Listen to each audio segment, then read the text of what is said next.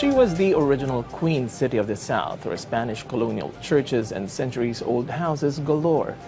St. Anne's Church, Haro Cathedral, Miagao Church, Fort San Pedro, Nelly's Garden, and the City Esplanade are the must-see locations that make the case for Iloilo as a recommended getaway and Lenten retreat in the next 2 weeks, as we hear more from PTV's Meg Luna.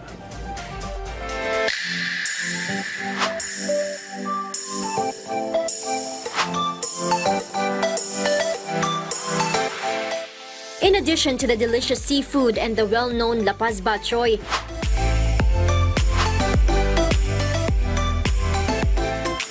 did you know there are many places in Iloilo worth visiting, especially this Lenten season?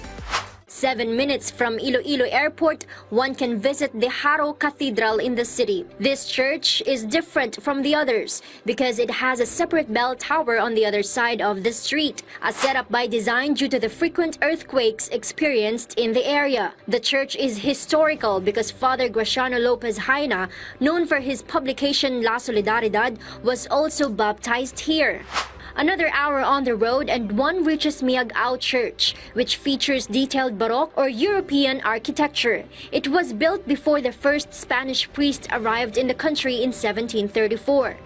12 minutes from Miagao, one can reach San Joaquin, Iloilo, where a pilgrimage is located with 480 steps going to the heavenly scene. Entrance is 150 pesos per head, but it's worth it because it really looks and feels like heaven once at the top. Before arriving at this wonderful heavenly place, all tourists here have to go through the darkness before seeing the light. This is said to represent the need for realization in life before getting an answer. This is called the meditation tunnel. At its end, tourists will be welcomed by a heavenly sight and surrounding. Because it is all covered in white, it is recommended that one should put on shades upon entering. The supposed gate of heaven guarded by Saint Peter can be seen here, complete with prophets, angels, and the Holy Trinity. At the end of the journey, there is a signage that says "Back to the World." It seeks to communicate to anyone that their time has not yet come before they face eternal life. Glenda is from Boracay and was fascinated by what her eyes saw. Parang nasa heaven talaga.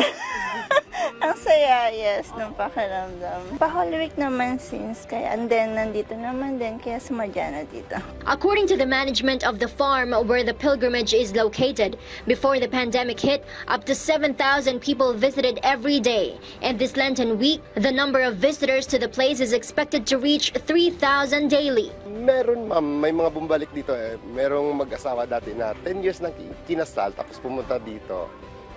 Tapos parang nagpanata eh. After 2 months, nabuntis. Tapos bumalik-balik sila dito. Every birthday ng bata. Lent is a time for introspection and reflection for Christians. But it is not necessary to go to somewhere else just to be close to the Lord. Even at home, as long as one repents his or her sins and reflects on the sacrifices of Jesus Christ, the Word of God is loud and clear. Meg Luna for The Nation.